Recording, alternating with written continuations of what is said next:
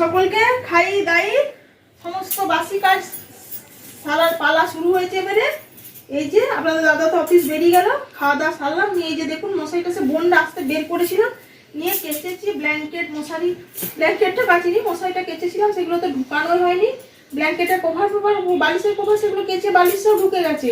আর এটা মশারিটা বাইরে রেখেছিলাম, যদি ছেলে নেয় তো নেবে টাঙাতে, ওর মশারিটা হালকা 2-3 জায়গা ফুটো হয়ে গেছে, তাই ভেবেছিলাম ছেলে যদি নেয় তো নেবে, কিন্তু নেয়নি কি না মশারির দড়িগুলো আবার নতুন করে সেট করতে হবে, সেই কারণে বেকার বাইরে থাকা মানে আবার ধুলো হবে, সেই জন্য দেখলাম ছেলে যখন নিল না তুলে রেখে দিই।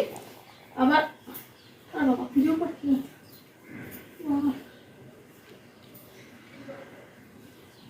এই মশারিটা গুছিয়ে তারপরে ঝাড় পোছা শুরু করবো, তারপরে স্নান করবো।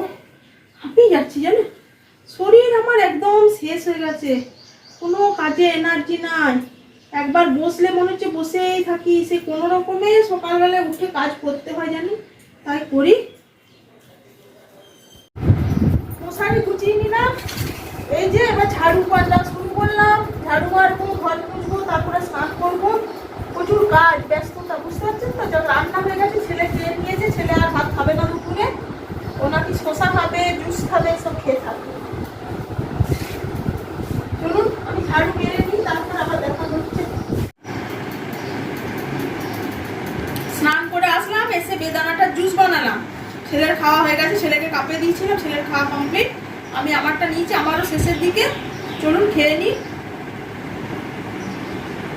শুধু বেদানা চিবাতে তো ভালো লাগে না, জুস করে নিলে একবার ছাড়িয়ে নিলেই ঝামেলা শেষ, একদম খাওয়া হয়ে যায়, সেই কারণে বেদানার জুসটা করে এখন ইদানিং খাচ্ছি, আগে শুধুই খেতাম।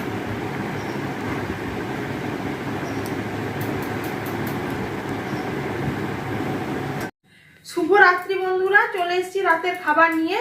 আজকে জানেন একদম ভাতগুলো গলে গেছে, জানেন আজ খেয়ে ভাত পোষাবে না, কাজ করতে করতে কি একটা কাজে ব্যস্ত হয়ে পড়েছিলাম, নিয়ে আর ভাতটা পোষাতে মনে নেই। আর আমার তো এখানে জানেন বাসমতি চাল, সেই চালের ভাত একদম গলে একদম যাতা অবস্থা হয়ে গেছে, ছেলেও খেতে বসে বলবে গলে যাচ্ছে, ছেলের বাবাও বলবে, আর আমি নিজেও গলা ভাত একদম খেতে পারি না।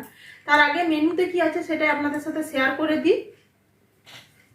এই যে ভাত, পটল ভাজা, আর এই যে পেঁয়াজ, এক একজনের পাতে এক এক রকমের, ছেলেকে আবার দিনেকার তরকারি ছিল একটু দিয়েছি, আর এই যে চিকেন কারি, এই হচ্ছে আমাদের রাতের আজকে মেনু। চলুন, চিকেনের সাথে গোলা ভাতগুলো একদম আজকে জমবে না, কিচ্ছু করার নেই, উপায়ও নেই, গলে গেছে, খেয়ে এখন আজকে এটা এইভাবেই খেতে হবে। এখন খাবার টেবিলে যদি বকাবকি করে, বকাবকি নিতে হবে। অবশ্য দুজনই এখন মানে খেলা টিভি দেখতে দেখতে ব্যস্ত হয়ে খাবে, তো অত অসুবিধা হবে না, কখন খেয়ে ফেলবে নিজেরাও জানে না। চলুন খেয়ে নিয়ে আবার দেখা হবে।